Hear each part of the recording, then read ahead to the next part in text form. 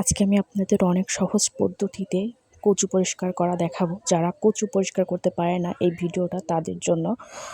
তো এটা আজকে আমার ফুপি দেখাচ্ছিল। আমার ফুপি নাকি তার দাদির থেকে শিখেছে এটা। তো আপনারা একটা ব্যাগে এরকম কচু নিয়ে মাটির সাথে একটু কিছুক্ষণ বাড়ি দিবেন। আমি 5 মিনিট করছিলাম, তাতেই আমার হয়ে গেছিলো। এই যে আপনারা এখন দেখতেই পাবেন। দেখেন কি সুন্দর পরিষ্কার হয়ে গেছে। যারা কচুর ছোলার হাত চুলকায়, মানে কচুটা ছিলতে পারে না ভালো করে, তাদের জন্য এটা। আর যারা পারেন তারা তো পারেনি, আমিও পারি না, আমার অনেক হাত চুলকায়। তো আমার ফুপি আজকে আমাদের বাসায় আসছে, তাই আমাকে এই পদ্ধতিটা শিখাই দিল।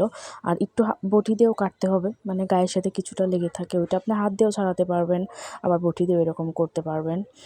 অনেক ভালো হয়, আপনারা বাসাতে ট্রাই করবেন।